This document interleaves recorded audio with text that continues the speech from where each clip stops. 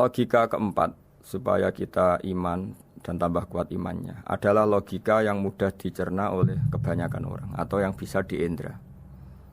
Begini misalnya dalam sebuah ayat di surat Al-Kahfi, kemudian di awal surat Al-Ahqaf, kemudian di sebagian surat At-Tur, ada penjelasan begini. Ketika Rasulullah mengajak manusia menyembah Allah, kemudian orang-orang kafir tanya, lalu Tuhan kamu siapa Muhammad? Tuhan saya adalah Allah menciptakan langit bumi. Terus mereka berandai-andai, ada Lata, ada Uzza, ada Manat, ada Hubal. Itu Tuhan-Tuhan kami. Terus Rasulullah bertanya, apakah Tuhan-Tuhan yang kamu sembah itu memberi kontribusi saat langit dan bumi diciptakan? Mereka menjawab, tidak Muhammad, itu Tuhan-Tuhan yang kami bikin. Begitu juga asumsi tentang Tuhan-Tuhan yang lain. Apakah Isa ikut menciptakan bumi atau menciptakan langit? Tentu jawabannya tidak.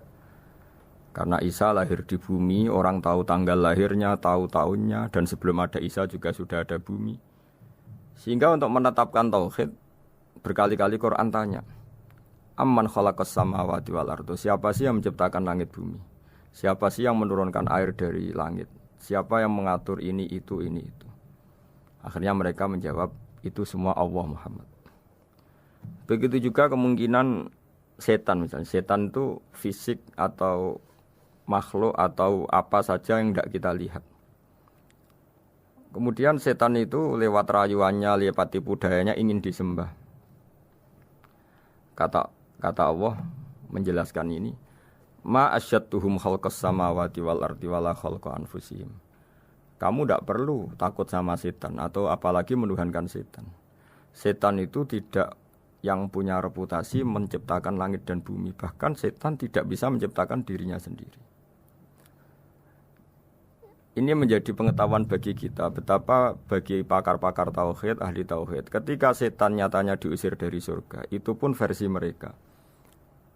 Versi mereka pun mengatakan seperti kita bahwa setan itu diusir dari surga dan ya keluar dari surga. Kalau setan itu Tuhan, tentu diusir gak mau karena di surga itu nikmat. Ketika setan diusir dari surga ya keluar, dia juga jadi makhluk yang hina dina. Berarti dia tidak punya kekuasaan bahkan pada dirinya sendiri. Dipaksa keluar dari surga ya keluar, dipaksa menjadi ahli neraka ya jadi ahli neraka, dipaksa jadi apa saja juga dia akan jadi seperti yang dipaksakan. Ini menunjukkan bahwa setan adalah tahta kudratillah, tahta qahrillah, tahta satwatillah, bahwa setan pun dalam kendali kekuasaan Allah. Makanya Allah mengatakan kamu tidak usah menyembah setan, tidak usah nurut sama setan. Setan itu lemah sekali. Karena faktanya dia tidak bisa memaksakan keinginannya. Ini yang oleh Allah disebut dalam firman-Nya inna kaidas syaitani kana dhaifa. Setan itu lemah sekali. Ini perlu saya sampaikan ke para pendengar Unisia bahwa bertauhid itu ada sekian logika. Logika kelima adalah logika orang awam.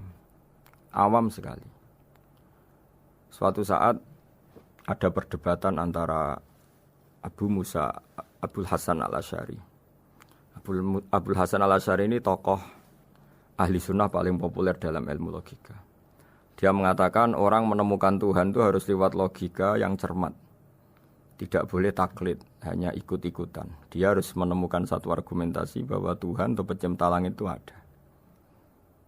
Kemudian ada satu problem di mana orang-orang kampung atau orang-orang yang lugu atau orang-orang awam itu tidak bisa ilmu logika, ilmu mantek kalau dalam bahasa pesantren.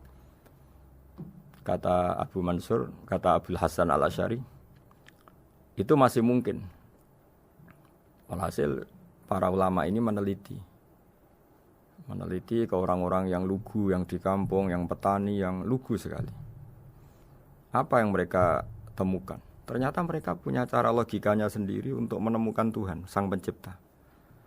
Pernah suatu saat ada seorang petani lugu, biasa menggembala unta, ditanya, Bima araf tarubak, lalu kamu yang petani ini yang hanya ngurusi sawah, ngurusi ladang, dengan cara apa kamu tahu kalau Tuhan itu ada? Si petani tadi marah besar dan dia mengatakan, Al-ba'ratu tadullu alal ba'ir wa asarul aqdam yadullu alal masir. Kata petani tadi, yang namanya ada kotoran unta, pasti ada untanya. Yang namanya ada jejak kaki, pasti ada yang barusan lewat. Artinya kalau ada makhluk pasti ada pencipta. Ini logika awam yang mudah. Kita tidak mungkin mengatakan bumi ini pencipta, mengatakan matahari pencipta. Kelihatan sekali kebendaannya, kelihatan sekali bahwa bumi matahari tidak punya ikhtiar, tidak punya kekuatan. Kelihatan sekali sifat-sifat kemakhlukannya. Jika benda-benda ini karuan makhluk, pasti menunjukkan bahwa ada penciptanya, ada khaliknya. Dalam logika Bedui tadi, si Bedui tadi, kalau ada kotoran sapi, pasti ada sapinya. Meskipun sapinya sudah sekarang nggak terlihat, mungkin sudah jalan kemana. Sama, kalau ada jejak kaki, meskipun orang yang tadi lewat sudah kita nggak tahu, tapi kita pasti tahu, pasti ada yang lewat. Ini yang dimaksud dalam bahasa Arab, al-ba'ratu tadullu alal ba'ir. Kalau ada kotoran sapi atau kotoran unta, pasti ada untanya. Wa atharul aqdam yadullu alal masir. Kalau ada jejak orang lewat, pasti tadi ada orang lewat. Nah, semua metode ini digunakan semua oleh Rasulullah. Logika yang bagi intelektual, logika bagi kaum awam, logika bagi kaum menengah, ya tidak awam, tidak intelektual. Semuanya digunakan, semuanya jadi media untuk memastikan bahwa logika tauhid ini logika pilihan, logika yang benar-benar logika. Sehingga dalam banyak ayat disebut agama ini li kaum yaqilun, li kaum yatafakkarun, bagi kaum yang bisa berpikir, bagi kaum yang punya akal.